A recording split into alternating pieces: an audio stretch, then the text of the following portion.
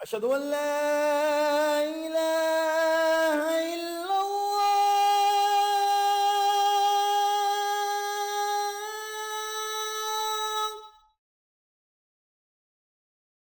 أشهد أن لا إله إلا الله.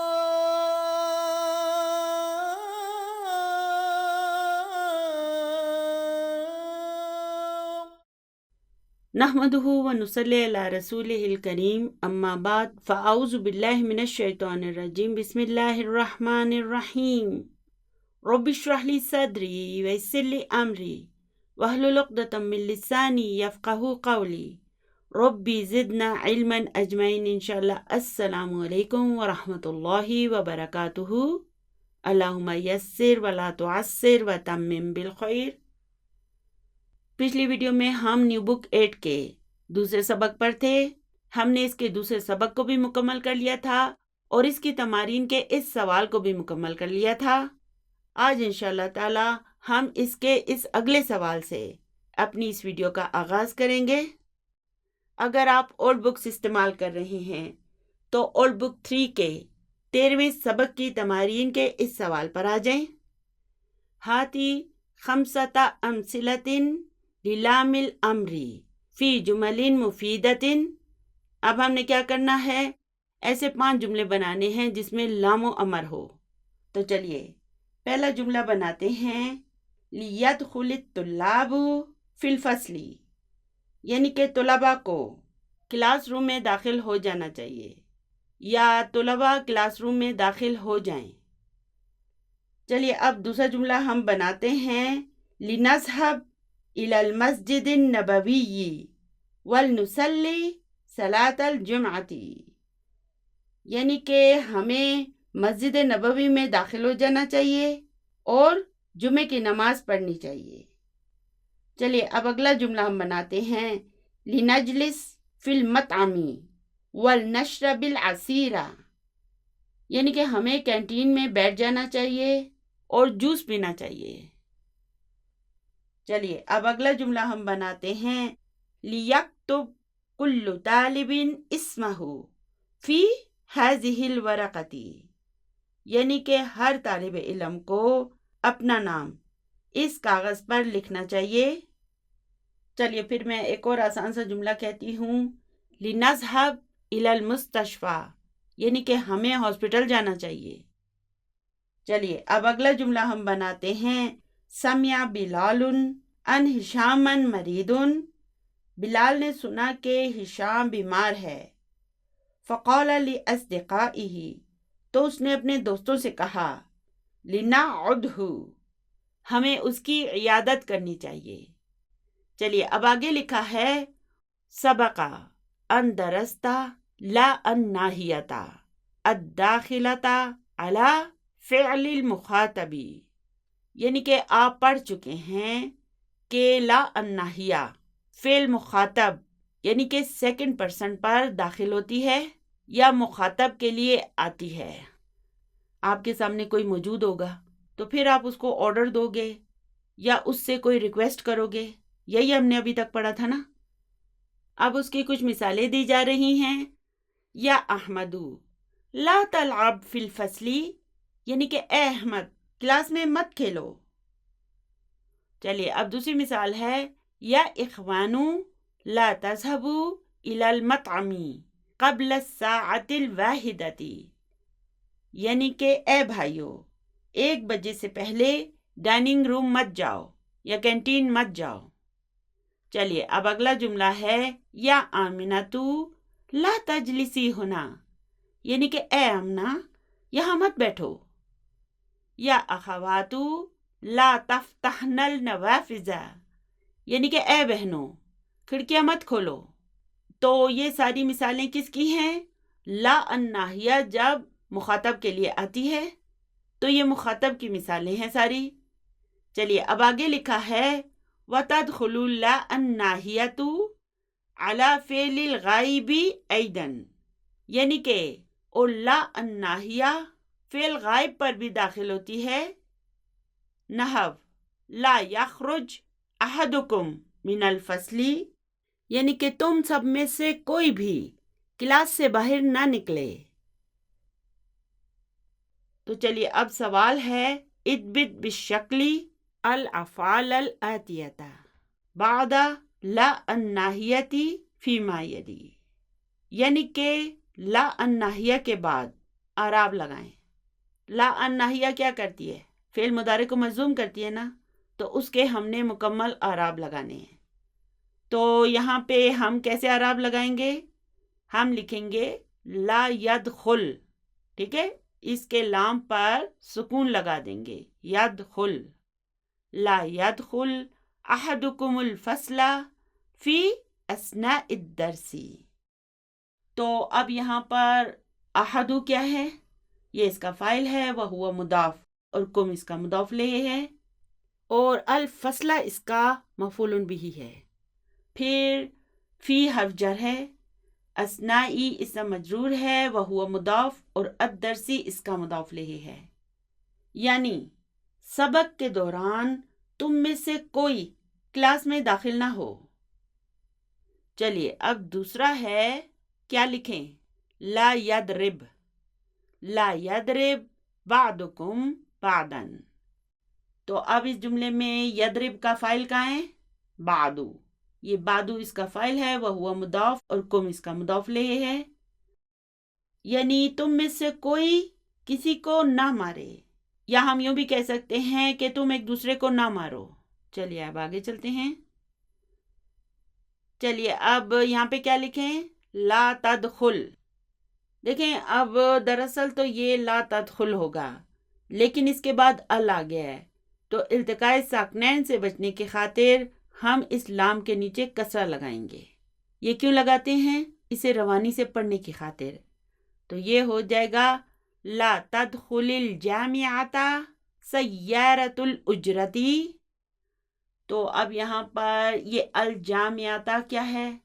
یہ اس کا مفعول بہ ہے، اور سیارتو کو دیکھیں، یہ مرفوع ہے نا، یہ اس کا فاعل ہے، وہو مضاف، اور الاجرتی اس کا مضاف الیہ ہے.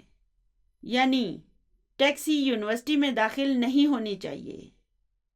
چلیے اب چوتھا جملہ ہے لا یکتب احد علی السبورۃ بغیر اذن المدرس، یعنی کہ استاد کی اجازت کے بغیر کوئی بھی بلیک بورڈ پر نہ لکھے.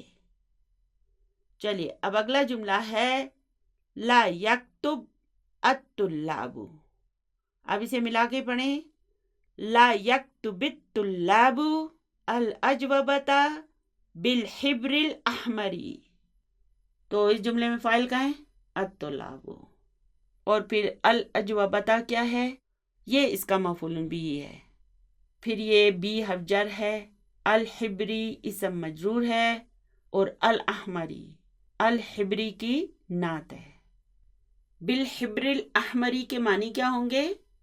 سرخ روشنائی، یعنی کہ ریڈ انک. اس کے معنی ہوں گے طلبہ جوابات کو سرخ روشنائی کے ساتھ نہ لکھیں. چلیے اب آگے ہے لا یأکل احد بالشمال. تو اس جملے میں فاعل کہاں ہے؟ احد، یعنی کہ کوئی الٹے ہاتھ سے نہ کھائے. چلیے اب آگے ہے لا یأخذ احد المجلات خارج المکتبۃ. تو اب اس جملے میں یہ احدن کیا ہے؟ یہ فاعل ہے، اور المجلاتی اس کا مفعول بھی ہے. اچھا تو پھر اس کے آخر میں ہم کسرہ کیوں لگا رہے ہیں؟ ہم کیوں کہہ رہے ہیں المجلاتی؟ یہ تی کیوں کہا ہم نے؟ کیونکہ یہ جمع مؤنث سالم ہے، اور جمع مؤنث سالم جب منصوب ہوتا ہے تو اس پر کسرہ آتی ہے. یہ منصوب بالکسرہ ہوتا ہے. تو اب ہم اس المجلاتی کو کیسے ایکسپلین کریں گے؟ ہم کہیں گے مفعول به منصوب بالکسرہ لأنہ جمع مؤنث سالم. اور پھر یہ خارجہ کیا ہے؟ جی ہاں، یہ ظرف ہے، اور المکتبتی یہ اس کا مضاف الیہ ہے. تو المجلاتی کے معنی کیا ہوتے ہیں؟ رسالے، میگزینز، یعنی کوئی رسالوں کو لائبریری سے باہر نہ لے کے جائے. چلیے اب اگلا ہے لا یسخر احد من احد. تو اب اس کا بھی فاعل کہاں ہے؟ احد، یہ اس کا فاعل ہے. یعنی کوئی کسی دوسرے کا مذاق نہ اڑائے، یا ہم یوں بھی کہہ سکتے ہیں کہ کوئی ایک دوسرے کا مذاق نہ اڑائے. چلیے اب اگلا ہے لا یسب احدکم اخاہ المسلم.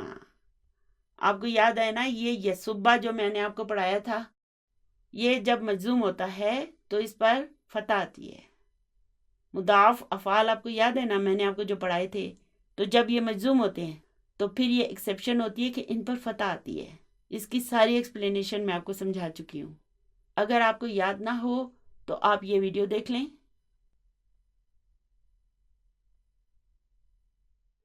تو اب اس یسبہ کو ہم کیسے ڈسکرائب کریں گے؟ ہم کہیں گے فعل مضارع مجزوم وعلامت جزمہ السکون المقدرہ. تو اب یہاں پہ یہ احدو کیا ہے؟ یہ اس کا فاعل ہے، وہو مضاف، اور کم اس کا مضاف الیہ ہے. اور پھر یہ اخاہو کو دیکھیں، یہ کیا ہے؟ یہ اس کا مفعول بہ ہے، وہو مضاف، اور ہو اس کا مضاف الیہ ہے. اور پھر المسلمہ کیا ہے؟ یہ اخا کی نعت ہے. اب اس اخا کو دیکھیں، یہ کیا ہے؟ منصوب ہے نا. اسے ہم کیسے ایکسپلین کریں گے؟ یہ اسماء الخمسہ میں سے ہے. آپ کو یاد ہے نا، ہم اسماء الخمسہ پڑھ چکے ہیں. ہمو، ابو، اخو، زو اور فو، یہ سارے کیا تھے؟ اسماء الخمسہ تھے. اور ان کی کیا خصوصیت ہوتی ہے؟ جب یہ مرفوع ہوتے ہیں تو ان کے آخر میں واو آتی ہے. جب منصوب ہوتے ہیں تو ان کے آخر میں الف آتی ہے. اور جب یہ مجرور ہوتے ہیں تو ان کے آخر میں یا آتی ہے. تو اب اس اخا کو ہم کیسے ایکسپلین کریں گے؟ ہم کہیں گے مفعول بہ منصوب وعلامت نصبہ الالف لأنہ من اسماء الخمسۃ. اور پھر یہ المسلمہ کیا ہے؟ یہ اخا کی نعت ہے. یعنی تم میں سے کوئی اپنے مسلمان بھائی کو برے القاب سے نہ پکارے، یا اس کا برا نام نہ رکھے، اسے گالی نہ دے. سبا کے معنی گالی دینا بھی ہوتا ہے، برے نام سے پکارنا بھی ہوتا ہے. چلیے اب اگلا جملہ ہے لا ینسا احد جواز سفرہ. جواز سفر کے کیا معنی ہیں؟ پاسپورٹ. جواز سفر ہی کے معنی ہوں گے اپنا پاسپورٹ. اب اس ینسا کو دیکھیں، یہ کیا ہے؟ جی ہاں، یہ مجزوم ہے. اسے ہم کیسے ایکسپلین کریں گے؟ ہم کہیں گے فعل مضارع مجزوم بحذف حرف علہ. جب یہ مجزوم ہوتا ہے تو اس کے آخر کی یا حذف ہو جاتی ہے اور یہ رہ جاتا ہے ینسا. لا ینسا احد جواز سفرہ، یعنی کوئی اپنا پاسپورٹ نہ بھولے. تو اب اس کا فاعل کہاں ہے؟ یہ احدن، یہ اس کا فاعل ہے. اور پھر جوازہ جو ہے نا، یہ اس کا مفعول بہ ہے، وہو مضاف، اور سفری یہ اس کا مضاف الیہ ہے، وہو مضاف، اور ہی اس کا مضاف الیہ ہے. چلیے اب اگلا جملہ ہے لا یقل لی احد فی المستقبل. یعنی کوئی مجھے آئندہ نہ کہے انی نسیت الکتاب او دفترا، کہ میں کتاب یا کاپی بھول گیا ہوں. اس او کے معنی کیا ہوں گے؟ یا. چلیے اب اگلا جملہ ہے عن ابن عمر رضی اللہ عنہما ان النبی صلی اللہ علیہ وسلم قال. یعنی ابن عمر رضی اللہ تعالی عنہ سے روایت ہے کہ نبی صلی اللہ علیہ وآلہ وسلم نے فرمایا لا تسافر المرأة ثلاثة ایام، یعنی کہ کوئی عورت 3 دن کا سفر نہ کرے الا مع ذی محرم، سوائے اس کے کہ وہ محرم کے ساتھ ہو، یعنی کہ اگر سفر 3 دن کا ہو تو اس کے لیے محرم کا ہونا ضروری ہے۔ عورت اتنا لمبا سفر محرم کے بغیر نہ کرے۔ رواہ البخاری، بخاری میں روایت ہے یہ۔ چلیے اب آگے چلتے ہیں۔ عن ابی ہریرہ رضی اللہ عنہ ان رسول اللہ صلی اللہ علیہ وسلم قال لا یمنع جار جارہ ان یغزز خشبہ فی جدارہ۔ تو اس کا فاعل کہاں ہے؟ جارن، یہ جارن اس کا فاعل ہے۔ تو خشبہ کے معنی ہے اپنی لکڑی یا اس کی لکڑی۔ اب اس یغزز کو دیکھیں، اس کے معنی ہوتے ہیں ٹھوکنا، ٹو انسرٹ انٹو یا ٹو ڈرائیو انٹو۔ تو حضرت ابو ہریرہ رضی اللہ تعالی عنہ سے روایت ہے کہ رسول اللہ صلی اللہ علیہ وآلہ وسلم نے فرمایا لا یمنع جارن جارہ، یعنی کہ نہ منع کرے، نہ روکے کوئی پڑوسی اپنے پڑوسی کو، ان یغزز کہ وہ ٹھوکے، خشبہ اپنی لکڑی کو، فی جدارہ اس کی دیوار میں۔ اب اس کا کیا مطلب ہے؟ دیکھیں پہلے زمانے میں کیا ہوتا تھا، دیوار ایک ہی ہوتی تھی، ایک طرف ایک ہمسایہ رہ رہا ہے، دوسری طرف دوسرا ہمسایہ رہ رہا ہے، اور بیچ میں ایک ہی دیوار ہوتی تھی۔ تو جب ایک ہمسایہ اپنی دیوار میں کوئی کیل ٹھوکتا تھا، اس زمانے میں تو کیل نہیں ہوتی تھی، اس لیے باریک باریک لکڑی کے پیسز کو ٹھوکا جاتا تھا تاکہ کسی چیز کو لٹکایا جا سکے۔ تو اس کے اپوزٹ میں جو ہمسایہ ہوتا تھا وہ اسے ڈسٹرب ہوتا تھا، کیونکہ وہ اس کی دیوار بھی تھی، تو اس پہ وہ لڑائی کرتے تھے، ایک دوسرے کو منع کرتے تھے۔ تو حضور صلی اللہ علیہ وآلہ وسلم نے اس چیز سے منع کیا ہے کہ کوئی پڑوسی اپنے پڑوسی کو دیوار میں لکڑی ٹھوکنے سے نہ روکے۔ اگلا سوال ہے امام کل جملۃ فیما یأتی فعل مضارع، یعنی دیے گئے ہر جملے کے سامنے فعل مضارع ہے، دعہ فی الفراغ مسبوقا بی لا الناہیۃ واضبط آخرہ، اسے خالی جگہ پر رکھیں یا خالی جگہ میں لکھیں جبکہ اس سے پہلے لا الناہیہ ہو اور اس کے آخر میں اعراب بھی لگائیں۔ تو چلیے اب ان جملوں میں کیا ہے، یہ ہمیں فعل مضارع دیا گیا ہے، ہم نے اس فعل مضارع کو اس بلینک میں لکھنا ہے اور اس سے پہلے لا الناہیہ لگانا ہے۔ تو جب ہم لا الناہیہ لگائیں گے تو اس کے اعراب میں جو چینجز ہوں گے نا، وہ چینجز بھی ہمیں کرنے ہوں گے، ٹھیک ہے؟ تو چلیے اب پہلا یہ جملہ ہے اور ہمیں فعل مضارع دیا گیا ہے یجلسو۔ تو اب ہم نے کیا کرنا ہے، پہلے لا الناہیہ کو لگانا ہے، پھر اس فعل مضارع کو لگانا ہے۔ تو یہ کیا ہو جائے گا، لا یجلس۔ لا الناہیہ کیا کرے گی، فعل مضارع کو مضموم کر دے گی، اس لیے یہ بن جائے گا لا یجلس احدکم فی الطریق، یعنی تم میں سے کوئی راستے میں نہ بیٹھے۔ راستے سے کیا مراد ہے، سڑک یا گلی، ٹھیک ہے، گزرنے کی جو جگہ ہیں اس میں نہ بیٹھے۔ آپ دیکھیں کہ اکثر آوارہ لوگ جو ہوتے ہیں نا، وہ جان بوجھ کے راستے میں بیٹھ جاتے ہیں، تو اسلام میں ایسا کرنے سے منع کیا گیا ہے۔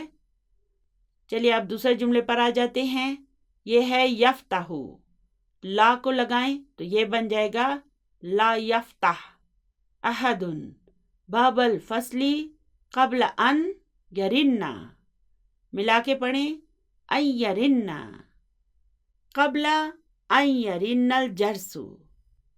تو اب اس جملے میں یہ قبلہ کیا ہے، ظرف ہے، اور پھر اس کا مضاف الیہ کہاں ہے، ان یرنا، یہ مصدر المول ہے اور یہاں پر مضاف الیہ کے طور پر آیا ہے، اور پھر یہ الجرسو جو ہے نا، یہ اس یرنا کا فاعل ہے۔ تو یہ جملہ ہو جائے گا لا یفتح احد باب الفصل قبل ان یرن الجرس، یعنی گھنٹی بجنے سے پہلے کوئی کلاس کا دروازہ نہ کھولے۔ چلیے اب اگلے جملے میں فعل مضارع ہے یزورو، لا یزر، لا یزرنی الیوم احد، یعنی کہ کوئی آج مجھ سے ملاقات نہ کرے یا مجھ سے نہ ملے۔ تو اب اس جملے میں فاعل کہاں ہے؟ احد۔ اب یہاں پہ نوٹ کریں فاعل جو ہے وہ جملے کے آخر میں آ گیا۔ چلیے اب اگلے جملے میں فعل مضارع ہے ینامو، تو یہ کیا ہو جائے گا؟ لا ینم۔ دیکھیں اس ینامو کے آخر میں جب ہم سکون لگا دیتے ہیں تو اس الف پر بھی سکون ہے، التقاء ساکنین ہو جاتا ہے، اس لیے ہم پھر کیا کرتے ہیں؟ اس حرف علت کو حذف کر دیتے ہیں، تو یہ بن جاتا ہے ینم۔ تو یہ جملہ ہو جائے گا لا ینم احد فی الفصل، یعنی کہ کلاس میں کوئی نہ سوئے۔ چلیے اب اگلا فعل مضارع ہے یبقا۔ اب جب اسے ہم مجزوم کریں گے تو ہم کیا کریں گے؟ اس کے آخر کے اس حرف علت کو حذف کر دیں گے، تو پھر یہ مجزوم ہو جائے گا۔ اور پھر ہم اسے کیسے ایکسپلین کریں گے؟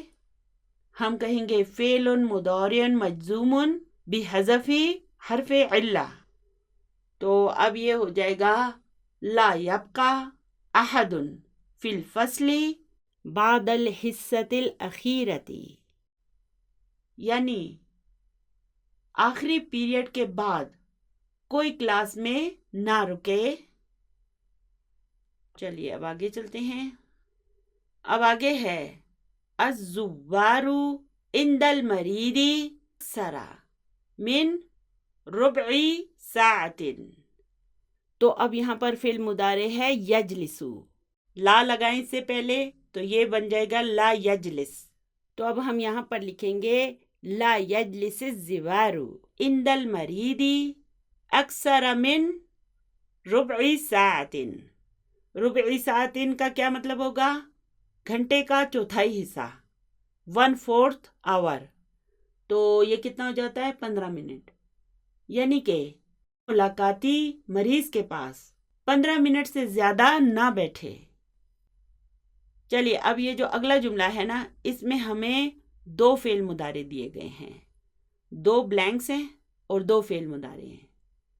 تو پہلے والے میں ہم نے لکھنا ہے لا یدخل، ٹھیک ہے، اس یدخلو کو ہم مجزوم کریں گے تو یہ بن جائے گا لا یدخل، اور دوسرے والے بلینک میں لا یخرجو، جب ہم اس یخرجونا کو مجزوم کریں گے تو اس کے آخر کے نون کو حذف کر دیں گے، ٹھیک ہے، یہ ہوگا فعل مضارع مجزوم بحذف النون، اور پھر اس کے آخر میں ہم الف وقایہ بھی لگاتے ہیں، یاد رکھیں۔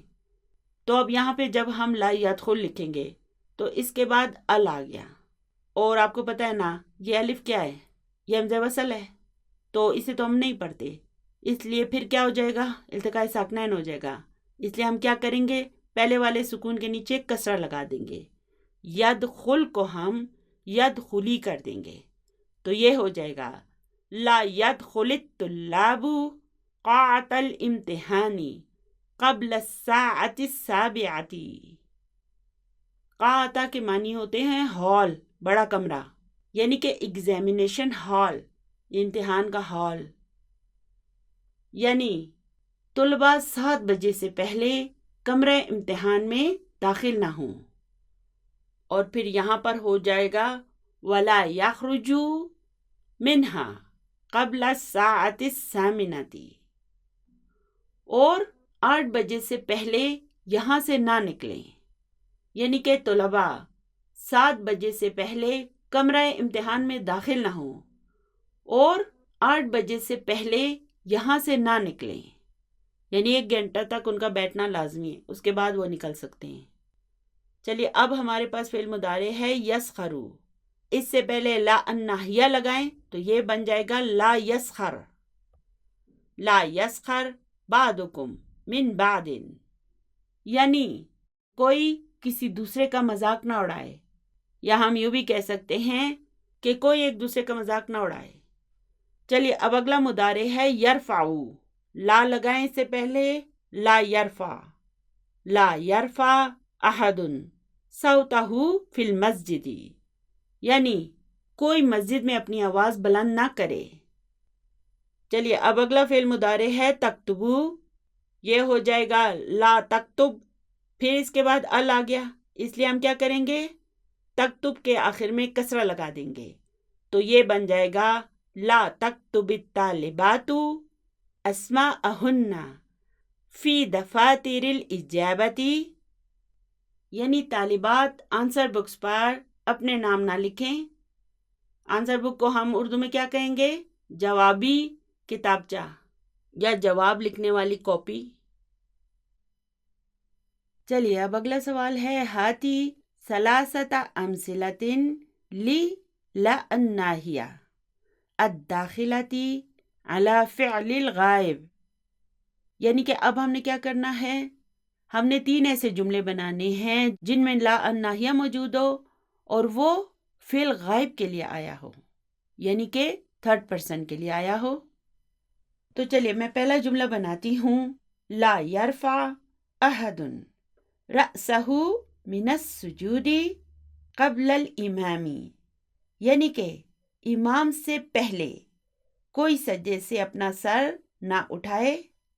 تو یہ تو نماز پڑھنے کا ایک رول ہے کہ جب نماز ہو رہی ہوتی ہے تو جب تک امام سجدے سے اپنا سر نہ اٹھائے، جو اس کے پیچھے نماز پڑھنے والے نمازی ہیں انہیں سر نہیں اٹھانا چاہیے.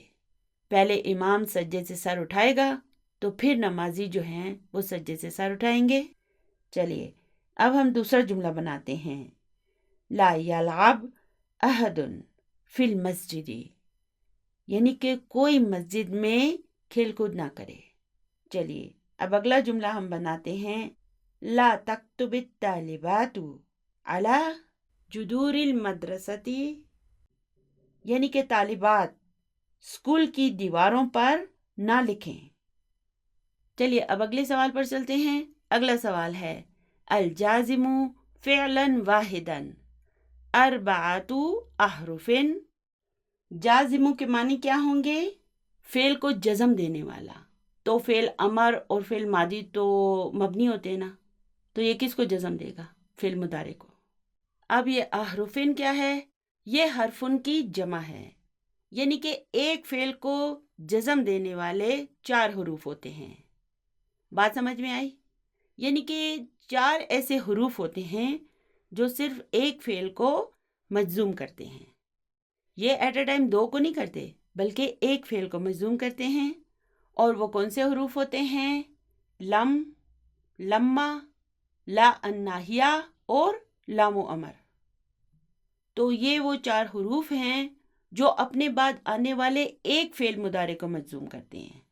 ٹھیک ہے، طلب اور جواب و طلب کی بات نہیں ہو رہی، ان حروف کی بات ہو رہی ہے کہ یہ حروف بیسیکلی اپنے بعد آنے والے ایک فعل مضارع کو مجزوم کر دیتے ہیں.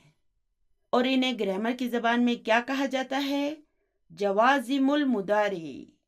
ٹھیک ہے، آپ یہ نام نوٹ کر لیں، جوازم المضارع.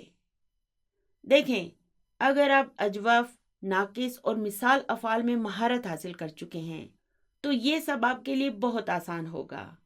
اور اگر آپ نے انہیں سیریس نہیں لیا تو پھر آپ کے لیے تھوڑی مشکل ہو سکتی ہے. تو ماشاءاللہ یہاں پر بھی ڈاکٹر صاحب نے قرآن پاک سے مثالیں دی ہیں.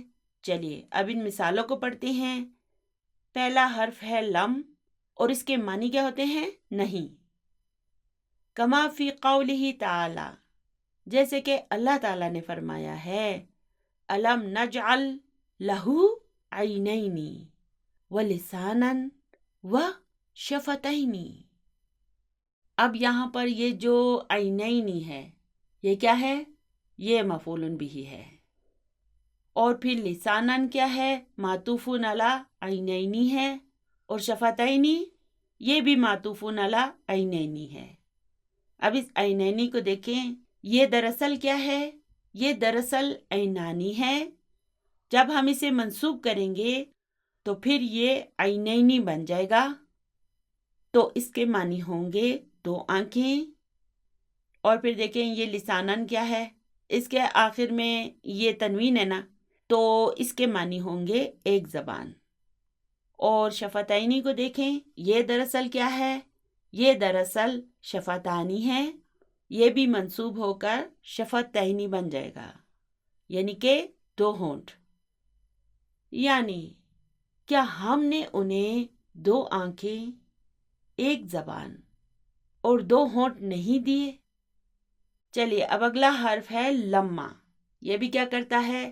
یہ بھی اپنے بعد آنے والے ایک فعل مضارع کو مجزوم کر دیتا ہے، یعنی کہ اس کا اثر جو ہے نا وہ صرف اپنے بعد آنے والے ایک فعل پر پڑے گا۔ یہ ایٹ اے ٹائم 2-3 فعلوں کو مجزوم نہیں کر سکتا، بلکہ یہ ایک فعل کو مجزوم کرے گا۔ اور لما کے معنی کیا ہوتے ہیں؟ ابھی نہیں، not yet۔ اب یہ دراصل ہے وَلَمَّا يَدْخُلْ، اس کے بعد ال آ گیا، تو اب کیا مسئلہ ہے؟ التقاء ساکنین ہو رہا ہے، اس لیے ہم پہلے والے سکون کے نیچے کسرہ لگا دیں گے، تو یہ بن جائے گا وَلَمَّا يَدْخُلِ الْإِيمَانُ فِي قُلُوبِكُمْ۔ تو اب یہاں پر یہ یدخل کیا ہے؟ یہ فعل مضارع مجزوم ہے، اور اس کا فاعل کہاں ہے؟ الایمان، یہ اس کا فاعل ہے، یعنی کہ اور ابھی ایمان تمہارے دلوں میں داخل نہیں ہوا۔ یہ سورہ حجرات کی آیت ہے، اور یہ کس کے بارے میں ہے؟ یہ عرب کے بدوؤں کے بارے میں ہے۔ وہ کیا کرتے تھے؟ وہ نبی صلی اللہ علیہ وسلم کے پاس آ کر اپنے ایمان لانے کا احسان جتاتے تھے کہ دیکھو ہم ایمان لے آئے ہیں، دیکھو ہم کتنے اچھے ہیں، ہم نے کتنا اچھا کام کیا ہے تمہارے لیے۔ تو پھر یہ آیت اتری کہ تم اسلام تو لے آئے ہو، لیکن ایمان ابھی تمہارے دل میں داخل نہیں ہوا۔ اگر ان کے دلوں میں ایمان داخل ہو چکا ہوتا تو کیا وہ نبی صلی اللہ علیہ وسلم پر احسان جتاتے؟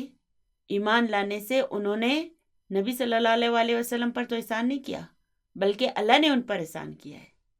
اس وجہ سے ایمان اور اسلام میں فرق ہوتا ہے۔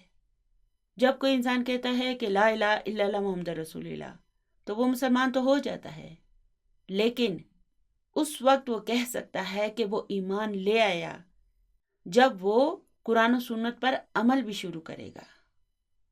آج کل دیکھیں نا، ہم میں سے بہت سے لوگ ایسے ہیں جو کہتے ہیں کہ وہ مسلمان ہیں، ان کے والدین بھی مسلمان تھے اور پھر ان کے والدین بھی مسلمان تھے، لیکن وہ پریکٹسنگ مسلم نہیں ہوتے، وہ اسلام پر عمل نہیں کرتے۔ بے شک کوئی 100% اسلام پر آج کل کے زمانے میں عمل نہیں کر سکتا، لیکن جتنا ہم کر سکتے ہیں ہمیں اتنی کوشش تو کرنی چاہیے نا۔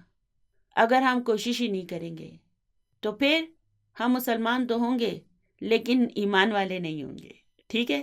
تو اللہ تعالیٰ آپ کو بھی اور مجھ کو بھی ایمان والا بنا دے۔ فیس بک میں میرا ایک پیج ہے جس کا میں نے نام رکھا ہے اسلام اور ایمان، اگر آپ چاہیں تو اسے بھی وزٹ کر سکتے ہیں۔ آپ ایسا کریں کہ فیس بک کے سرچ میں لکھیں اسلام اینڈ ایمان، اور پھر پیجز پر جائیں، اس نام کے پیجز پر جائیں، تو انشاءاللہ تعالیٰ آپ کو میرا پیج مل جائے گا۔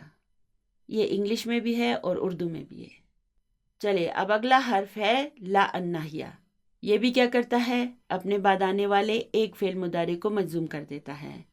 چلیے اب اس کی مثال دیکھتے ہیں، لا تحزن ان اللہ معنا۔ تو اب اس تحزن کو ہم کیسے ڈسکرائب کریں گے؟ ہم کہیں گے فعل مضارع مجزوم بالسکون، فاعل مستتر و تقدیرہ انتا۔ اور یہ انتا کون ہے؟ حضرت ابوبکر صدیق رضی اللہ تعالیٰ عنہ۔ حضور صلی اللہ علیہ وسلم نے غار ثور میں یہ جملہ کس سے کہا تھا؟ جی ہاں، حضرت ابوبکر صدیق رضی اللہ تعالیٰ عنہ سے، یعنی کہ تم غم نہ کرو، اللہ ہمارے ساتھ ہے، یعنی کہ ہم 2 نہیں ہیں، ہم 3 ہیں، اللہ بھی ہمارے ساتھ ہے۔ تو اگر اللہ کسی کے ساتھ ہو تو پھر اسے کس کا غم؟ چلیے اگلا حرف ہے لام الامر، کما فی قولہ تعالی، جیسے اللہ تعالیٰ نے فرمایا ہے فَلْيَنْظُرِ الْإِنسَانُ إِلَىٰ طَعَامِهِ۔ الحمدللہ اس آیت کو ہم پوری تفصیل سے پڑھ چکے ہیں، اور اس کے معنی کیا ہیں؟ پھر ذرا انسان اپنی خوراک کو دیکھے، اپنے کھانے کی طرف دیکھے۔ اسے ہم الحمدللہ اپنے سبق میں پڑھ چکے ہیں۔ اور اس کی تفصیل میں بھی جا چکے ہیں۔ چلیے اب آگے چلتے ہیں۔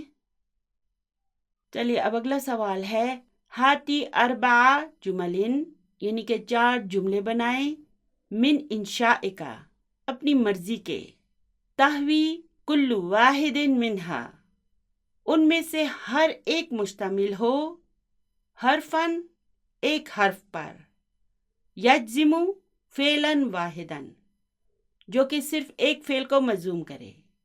ابھی ہم نے کیا پڑھے تھے؟ 4 ایسے حروف پڑھے تھے نا جو ایک فعل کو مجزوم کرتے ہیں۔ وہ کون کون سے تھے؟ لم، لما، لا الناہیہ اور لام و امر۔ تو آپ نے کیا کرنا ہے؟ ان 4 کے ایک ایک جملے آپ نے خود بنانے ہیں۔ وعدہ کریں کہ آپ نے یہ جملے جو ہے نا وہ خود سے بنانے ہیں، کتاب سے نہیں دیکھنے ہیں، ٹھیک ہے نا؟ یہ آپ کا ہوم ورک ہے، اور یہ میں آپ کو نہیں کراؤں گی کیونکہ یہ انتہائی آسان ہے۔ آپ ایسا کریں کہ بالکل سادہ سادہ سے جملے بنائیں، لیکن خود بنائیں، خود کوشش کریں، ٹھیک ہے؟ چلیے اب آگے ہے، اقرأہ مرتن اخری تفہمہ، ہنا تفہم مجزوم، یہاں پر تفہم مجزوم ہے، لأنہ وقع جواباً للطلب، کیونکہ وہ جواب طلب کے طور پر آیا ہے۔ یعنی کہ جواب طلب کیا ہوگا؟ فعل مضارع مجزوم ہوگا۔ چلیے اب آگے ہے، اذا وقع المضارع جواباً للطلب جزم، یعنی کہ جب فعل مضارع طلب کے جواب میں آئے تو وہ مجزوم کر دیا جاتا ہے۔ ومن انواع الطلب، اور طلب کی قسموں میں سے یہ ہیں، الامر والنہی، یعنی کہ امر میں کون کون آتے ہیں؟ لا الناہیہ اور لام و امر، اور نہیں کے لیے کیا آتا ہے؟ لا الناہیہ۔ تو اگر کوئی جملہ فعل امر سے شروع ہو، یا لام و امر سے شروع ہو، یا پھر لا الناہیہ سے شروع ہو، تو وہ طلب ہوگا، اور اس کے جواب میں جو فعل مضارع مجزوم ہوگا اسے ہم جواب و طلب کہیں گے۔ چلیے اب اس کی مثالیں پڑھ لیتے ہیں۔ اعمل عملا صالحا تدخل الجنت، ملا کے پڑھیں، تدخل الجنت۔ تو اب یہ اعمل کیا ہے؟ فعل امر ہے۔ یہ کون سا فعل ہے؟ عملا یعملو، اور اس کا فعل امر ہوگا اعمل، اور پھر یہ عملاً کیا ہے؟ یہ اس کا مفعول بھی ہے، اور صالحاً یہ اس کی نعت ہے۔ تو پھر تدخل کیا ہے؟ یہ جواب و طلب ہے، اعمل طلب ہے اور یہ جواب و طلب ہے، اور دیکھیں دونوں مجزوم ہیں، مضارع مجزوم ہے، یعنی کہ نیک عمل کرو جنت میں داخل ہو جاؤ گے۔ تو چلیے اب ایک کام کرتے ہیں، اس میں شرط کو داخل کر دیتے ہیں۔ تو پھر یہ جملہ کیسے ہوگا؟ یہ اعمل ان تعمل میں تبدیل ہو جائے گا۔ دیکھیں اعمل کیا ہے؟ فعل امر ہے، اور امر کا فاعل کون ہوتا ہے؟ انتا۔ اس لیے جب ہم اس امر کو فعل مضارع میں تبدیل کریں گے تو پھر ہم کیا لکھیں گے؟ تعمل، یعنی کہ یہ ہو جائے گا ان تعمل، اور تعمل کا فاعل کہاں پر ہوگا؟ اس میں بھی جو انتا کی ضمیر مستتر ہوتی ہے وہی اس کا فاعل ہوتی ہے، یعنی کہ دونوں صورتوں میں فاعل انتا ہی ہوگا۔ ان تعمل عملا صالحا تدخل الجنت، یعنی اگر تم نیک اعمال کرو گے تو جنت میں داخل ہوگے۔ ان کے آنے کے بعد ہم اسے کیا کہیں گے؟ شرط اور جواب و شرط۔ چلیے اب اگلا جملہ ہے، لا تکسل تنجح، یعنی سستی مت کرو کامیاب ہو جاؤ گے۔ تو اب یہ تکسل کیا ہے؟ طلب ہے، اور تنجح جواب و طلب ہے۔ یہ جملہ بھی ہم پڑھ چکے ہیں۔ چلیے اب اس میں حرف و شرط ان کو شامل کریں۔ دیکھیں ان کے بعد جب لا آتا ہے تو اسے ملا کر الا لکھا جاتا ہے۔ فی الحال آپ یہی کہہ لیں، ان لا تکسل تنجح، لیکن اگر اس ان اور لا کو ملا کے لکھیں تو ہم یوں لکھیں گے، الا تکسل تنجح۔ الا کیا ہے دراصل؟ ان جمع لا، یعنی اگر تم سستی نہ کرو تو تم کامیاب ہو جاؤ گے، یعنی اگر تم نے سستی کی تو کامیاب نہیں ہوگے، ٹھیک ہے نا؟ اب شرط ہے. چلیے اب اگلا سوال ہے عین جواب الطلبی فی کل جملۃ مما یاتی، یعنی کہ دیے گئے تمام جملوں میں جواب و طلب کی نشاندہی کریں، وَضْبِطْهُ بِالشَّكْلِ، اور اس کے اعراب لگائیں. تو چلیے پہلا جملہ ہے اجلس نسمع الاخبار. اب آپ نے کیا کرنا ہے؟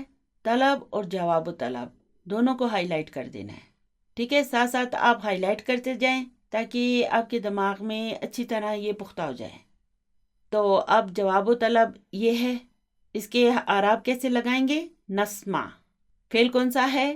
سمع یسمع، نسمع الاخبار. اب نسمع کے بعد ال آ گیا ہے، اب کیا کریں؟ التقاء ساکنین سے بچنے کی خاطر ہم اس عین کے نیچے کسرہ لگا دیں گے، تو یہ بن جائے گا نسمع الاخبار، یعنی کہ تم بیٹھو ہم خبریں سنتے ہیں. تو یہاں پر آپ نے اجلس اور نسمع ان دونوں کو ہائی لائٹ کرنا ہے، یہ طلب ہے اور یہ جواب و طلب ہے. دیکھیں آپ نے کیا کرنا ہے، یہ جو سارے جملے ہیں نا ان میں شرط کو بھی داخل کرنا ہے، ٹھیک ہے؟ اس سے کیا ہوگا؟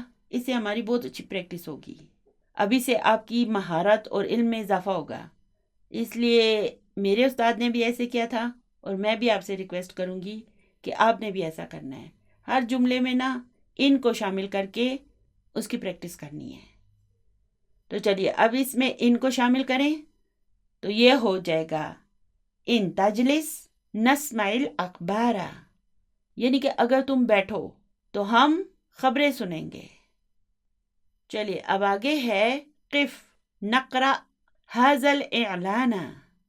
یہاں پر آپ نے قف اور نقرأ ان دونوں کو ہائی لائٹ کرنا ہے، یہ طلب ہے اور یہ جواب طلب ہے. اور پھر یہ ھذا کیا ہے؟ یہ نقرأ کا مفعول بھی ہے، اور الاعلان کیا ہے؟ یہ اس کا بدل ہے. قف کے کیا معنی ہوں گے؟ رکو، ٹھہرو، یعنی تم رکو ہم یہ اعلان پڑھتے ہیں، ٹھیک ہے؟ اعلان کسے کہتے ہیں؟ اعلان اناؤنسمنٹ کو بھی کہہ سکتے ہیں، نوٹس کو بھی کہہ سکتے ہیں. آج کل جو نوٹس بورڈ پہ نوٹس لکھا ہوتا ہے نا اسے بھی کہہ سکتے ہیں ہم. چلیے اب اس میں شرط کو شامل کریں تو پھر یہ کیا ہو جائے گا؟